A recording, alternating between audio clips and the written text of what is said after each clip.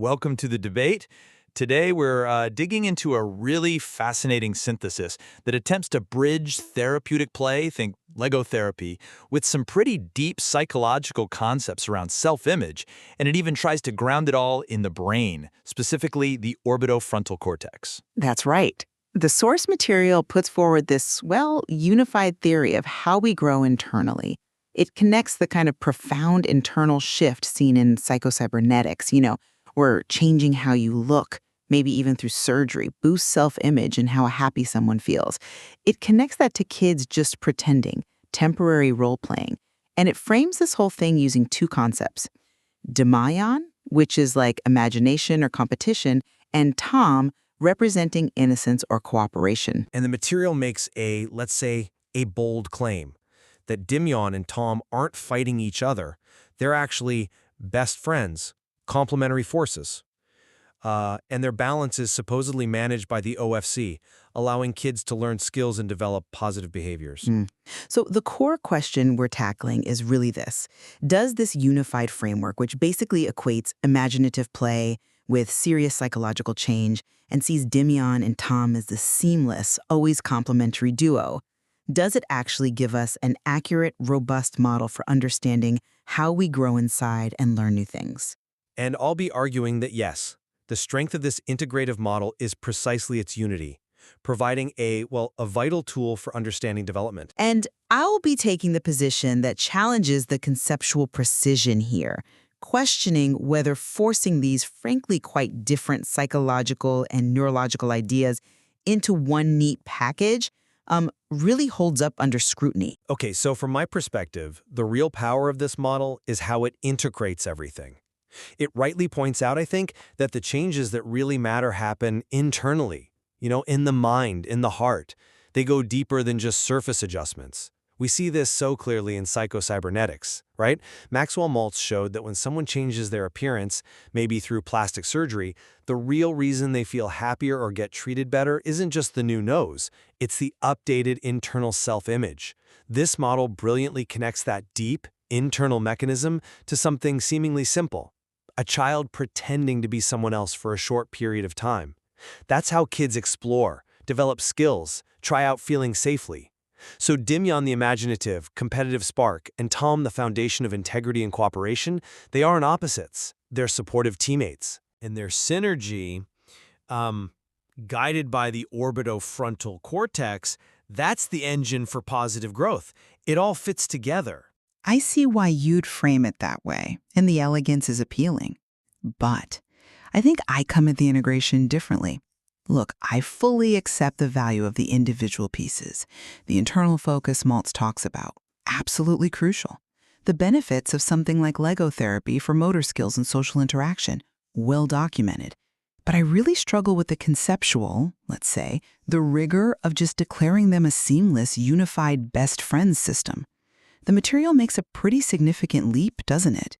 It equates the developmental pluses of temporary role-playing, which is fundamentally imaginative practice, with these deeply ingrained qualities like integrity and innocence, which we call Tom.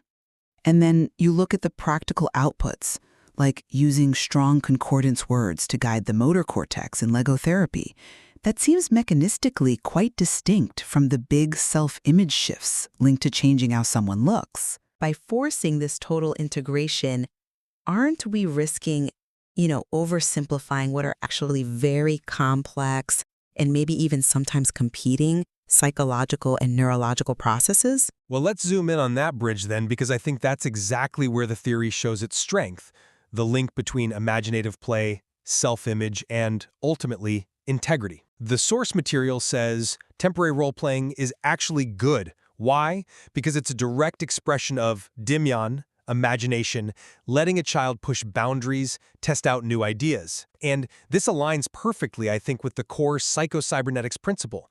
Your internal blueprint, your self-image, dictates your external reality and success. So when a child pretends to be a superhero or a doctor or whatever, they're essentially rehearsing a new, maybe higher functioning self-image.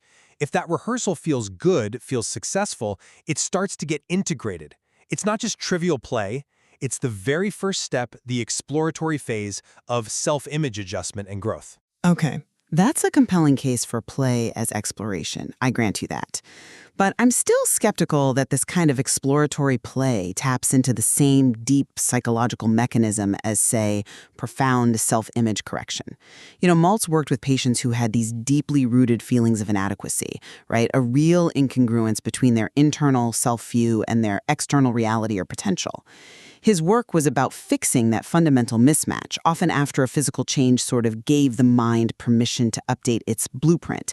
Can we really truly say that a child's temporary fictional competition, pretending to be faster or stronger, is equivalent to that kind of deep psychological restructuring?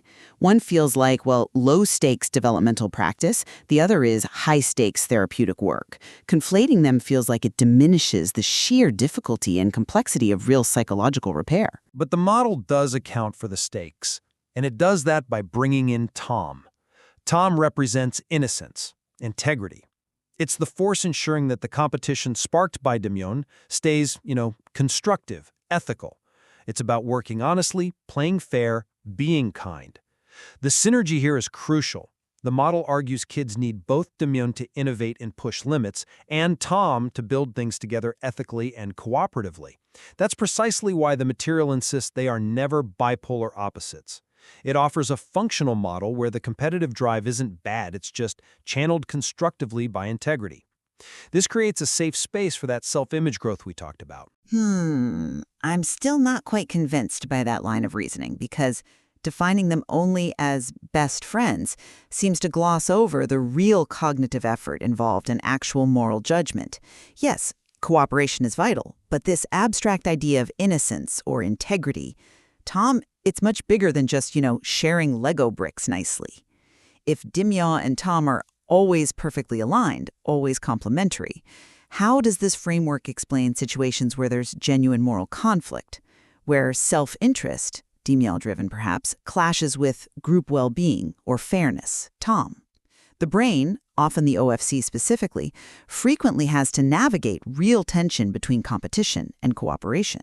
So how does the OFO frontal cortex, acting as the supposed judge, figure out the line between healthy competition and, say, a lack of integrity, if the model basically assumes they're always on the same team from the start? It feels like a simplification that avoids the necessary friction inherent in social life. But I think the model gains strength precisely because it shifts away from abstract philosophical debates towards neurological grounding. We're not trying to define universal ethics here. We're describing regulatory mechanisms. The orbitofrontal cortex is explicitly named as the critical regulatory structure. It's not just a metaphor managing two concepts. It's performing complex executive functions. It integrates value signals, assesses social cues, and helps ensure the right balance between that competitive, exploratory drive, dominion, and the essential social need to cooperate and maintain trust, ToM. The OFC provides the biological mechanism for applying these qualities right, connecting the internal self-image, the behavioral blueprint to actual, observable social actions. It makes the blueprint work in the real world. Okay, that's a strong point about the OFC's role being central. I absolutely agree it is. But haven't we perhaps minimized its complexity here? We're talking about a brain region involved in impulse control, really sophisticated social cognition, emotional regulation, complex decision-making, reducing all that down to essentially managing two metaphorical teammates, Demyon and ToM. Well, it might be a useful way to explain it to a child or even a parent, perhaps, but does it really do justice to the sheer neural sophistication needed to navigate complex, constantly shifting social situations where the tension between pushing for oneself and cooperating with the group needs constant reevaluation? The OFC is doing so much more than just balancing two predefined forces. It's integrating a vast, dynamic landscape of information. My worry is that this elegant metaphor might end up substituting for a deeper understanding of the actual neurological mechanism. But the beauty, I think, of this framework is how it translates from abstract neurology into something practical, something verifiable. Especially when you look at skill acquisition. The system demonstrably works through observable methods. Take Lego therapy again, using those strong, encouraging words, like, "Can you help me find the next piece?" Or, "Let's build this part together." These aren't just random instructions. They are the language of cooperation, ToM, applied directly to a constructive challenge, Demyon. These strong concordance words, as the material calls them, directly guide skill development in the motor cortex, improving things like fine motor skills, hand-eye coordination. This shows the synergy in action, linking the high-level OFC regulation right down to the specific motor output. And the symbols used, like maybe a specific toy placed next to the Legos, become tangible reminders of this integrated approach, representing the successful use of both dimension and ToM together. See, I come at that practical application from a rather different angle. While I absolutely agree that the motor cortex benefits enormously from positive verbal reinforcement, those concordance words fostering cooperation and guiding action, the primary well-documented benefit of something like Lego therapy centers on enhancing concrete physical skills. We're talking fine motor control, spatial reasoning, collaborative problem solving through the actual hands-on building and interaction. That motor skill improvement feels like a direct result of practice, physical manipulation, and clear verbal cues.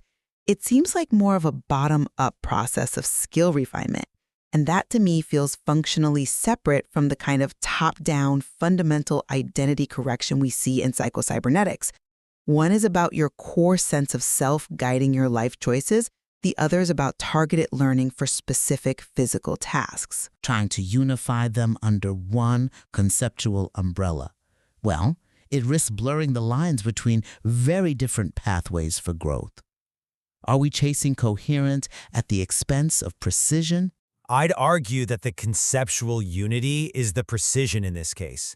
The model suggests that those external skills, the motor skills, are only truly developed and applied correctly when they're regulated by that internal alignment, the internal drive of Dimion being moderated by the internal ethics of ToM.